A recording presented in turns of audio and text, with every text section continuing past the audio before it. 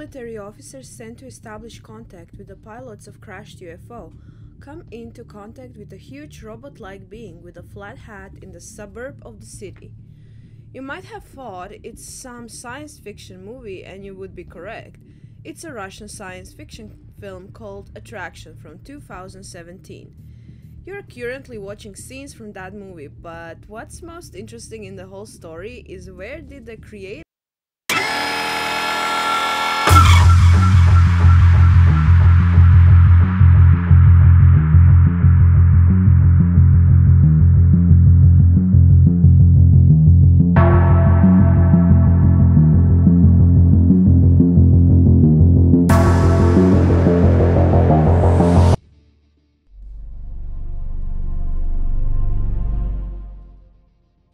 Welcome back to the Global UFO channel. On September 27, 1979, in the industrial city of Voronezh, located 200 kilometers south of Moscow, a massive sighting of a UFO occurred. Not just the sighting, but the landing of the craft and contact with unknown beings with the city residents. If you're encountering this story for the first time, I believe you will be amazed.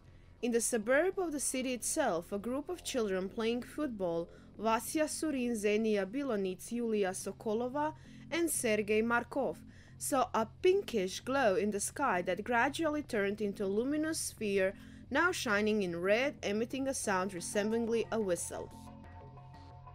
From the sphere emerged four support legs, and the sphere landed in the park. Next to the children, something resembling a door opened from the craft, and a being about 3 meters tall, with a flat head containing 3 eyes, came out. One eye was red and rotating. After this being, another robot-like being appeared, a box of the same shape, half a meter in height. By now, quite a few passerbys and people living near the landing site has gathered around the children. The strange duo, completely ignoring the people nearby, began to explore the park, taking soil and earth samples. However, one of the boys began to scream in fear, prompting the beings to return to the spacecraft and disappear, only to reappear later, again emerging from the craft. This time, the peculiar being held something described by witnesses as an elongated tube or gun-like device. One of the boys stood in the path of the living beings. When the creature aimed this device at him, and in a fraction of a second the boy disappeared. People scattered.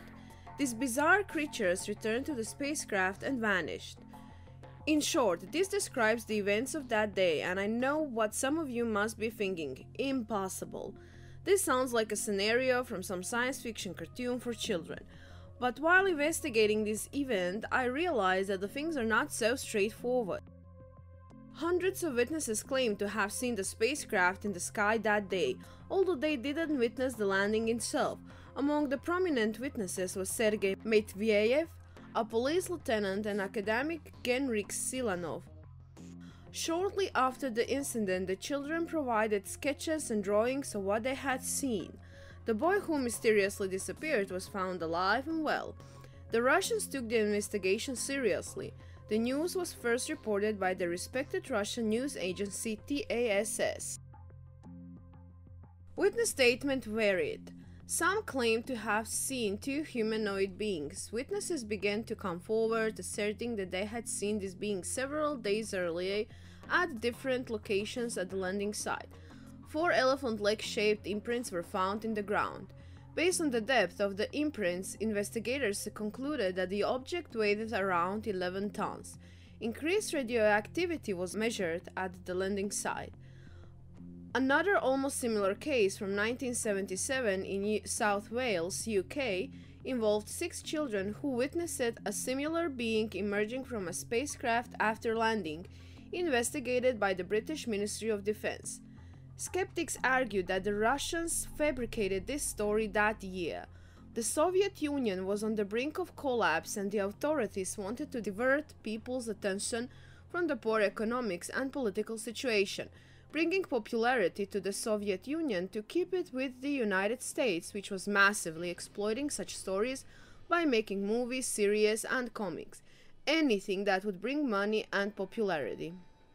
On the other hand, Police Lieutenant Sergei Medvedev, although not witnessing the landing itself, stated in interviews that he saw the spacecraft in the sky before the alleged landing occurred.